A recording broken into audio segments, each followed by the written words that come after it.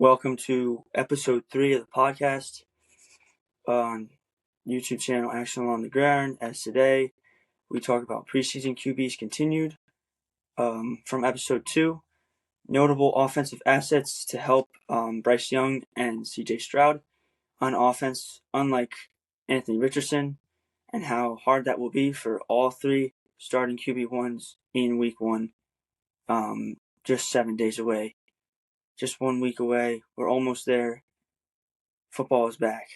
And also honoring the career of J.J. Watt, as I wear my J.J. Watt jersey today.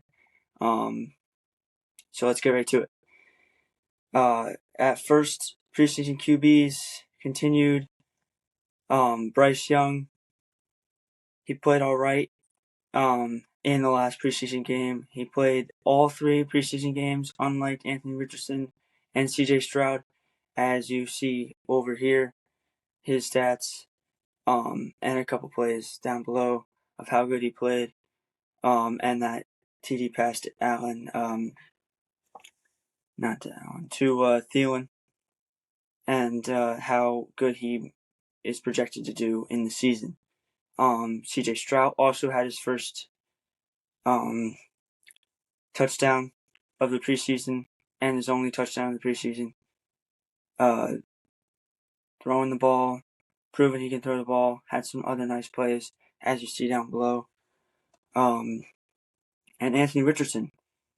All 3 of them played really good to finish out preseason, and that's very important for the Colts, the Panthers, and the Texans to show that they made a good choice, a strong choice so far on those players, and time will tell how good those choices really were. And I think they're headed in the right direction. Very strong performances by all 3, as the stats are on your screen right here, compared to the stats from episode 2. I think they all did great. I put on Instagram a fun fact that Bryce Young never had a turnover in the entire preseason, and that's important. He got sacked in every game, but he also broke out some moves to get away from sacks, and had some really nice throwing passes, really nice running plays. He doesn't run a lot, but when he does, he really knows how to break free from defenders. So that was great for him showing that. Anthony Richardson, I found it really strange that he didn't play in preseason week 2. Gardner Minshew, he's been in the league a long time at this point. Not a long time, but he knows what he's doing. And I think it was surprising that they didn't start Anthony Richardson, because anytime he can hit the gridiron, the football field, that'll help him. And at this point, I think it was a questionable decision, and it might not work out for him early. Might not get out to a strong start, considering he didn't play week 2.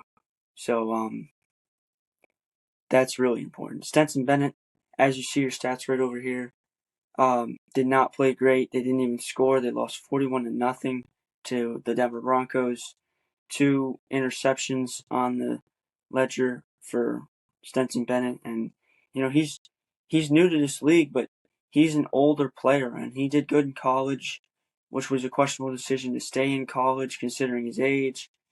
But he did not round out preseason the right way, and neither did the Rams. And I know it's just preseason. It's like, well, these players will do better in the NFL. It is the NFL. And it's like a tryout. You go to a team and you try out for a team. This is exactly the same way. You have to prove that you can be on the team.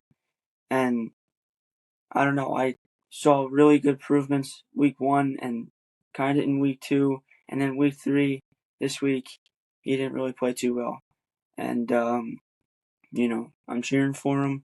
But he's got a lot to prove after that.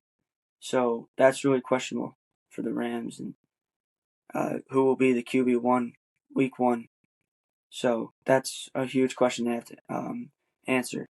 Notable offense assets for Bryce Young, C.J. Stroud, and other quarterbacks. Adam Thielen is a huge offensive player for Bryce Young. You saw that with their touchdown, as that play is below. You also have Miles Sanders. You have to be able to split up the run game and the passing game. Make sure you're not always running the ball. Defenses will tack onto that, and also not always throwing the ball because they will also tack onto that. So I think that's huge for Carolina Panthers. I'm not saying they're going to win the Super Bowl, but I'm saying that they could have a strong offense if everybody stays healthy. And I know everybody's young, but Adam Thielen's not young, and he's that veteran voice that I'm always talking about on offense.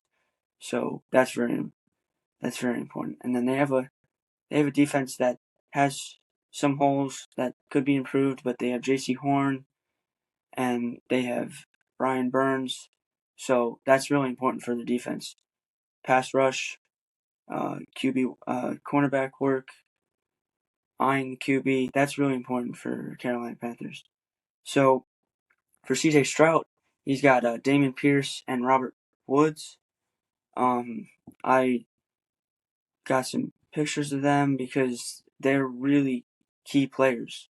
Dameon Pierce had a really good season last year. If he improves that, same thing. Splitting up the run game and the passing game with the Texans. And Robert Woods has been on so many teams, been with so many quarterbacks, and he's proven that he's a huge veteran voice on the offense. And I think that was a really good free agent move, picking him up from the Titans. So that's really important, and I think that was a really strong move for those two teams. Somebody who doesn't have a veteran voice going into 2023 is Anthony Richardson. He has a very young team. Splitting up the run game and the passing game, he might not be able to do. Jonathan Taylor looking for a trade.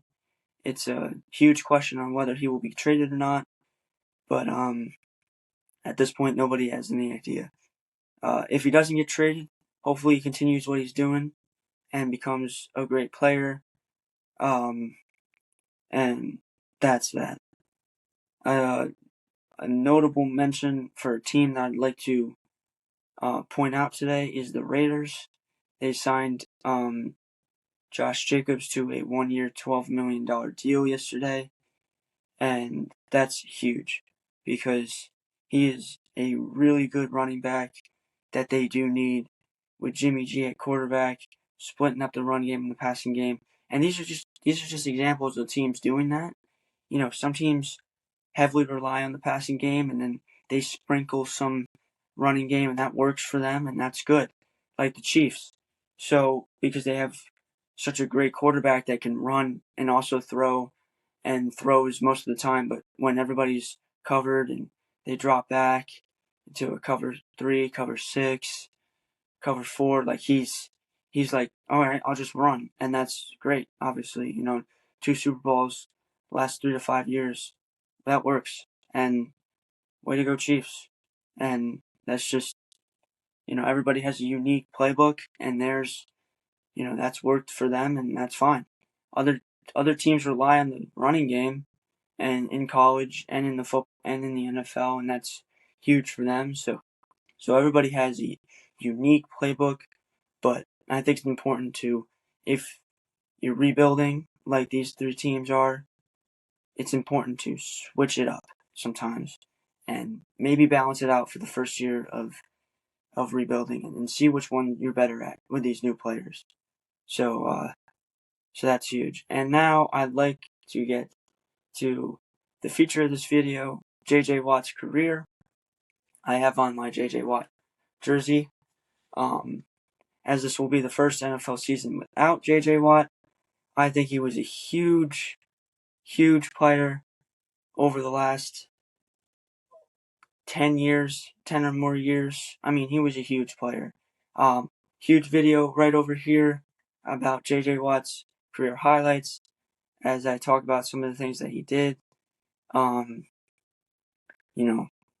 He was a great player. I only saw him a little bit last couple of years with the Texans. Also with the Cardinals, as what I have on right now. The 2020-2021 season for the Cardinals was amazing. And I know we're really excited for the 2023 season, but he was a huge player in this league. He will be missed. I was not a Cardinals or a Texans fan, but I was like, man, this guy was good when we had to play him with the teams that I like. It's just crazy how he won't be in the league anymore, and it's just, I mean, the video shows it, that he was such a great player, and all pro multiple times, Pro Bowl multiple times, all pro decade team 2010s. He was a good player. Defensive player of the year 5 times. He was a strong asset at the D line for many years, and this will be the first year without him. And there's so many good players out there, but I will miss watching him. You know what I mean? It was like when Eli Manning retired, or when Antonio Brown, when his prime was over, or Julio Jones. Like, you miss watching those players be the best in the league, but you're excited about the new players that are now the best in the league, like Aaron Donald and T.J. Watt, his brother, that also ironically went to Wisconsin, and Myles Garrett, and many others. So, back on his career, and I remember the great games that he had in his career, and will he be a Hall of Famer? I don't know. It's time will tell. He had a lot of huge injuries in his career, but just a shout out to a great career.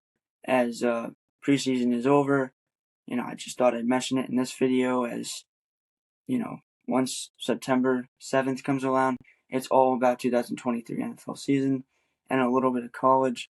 So I just wanted to shout that out. Thank you for all the support I already have. Thank you for all the support, all the views, all the subscribers. If you like this video, make sure to subscribe and like. YouTube is obviously Action Along the Gridiron, but I also have Instagram, action_along_the_gridiron. And thanks for all the support.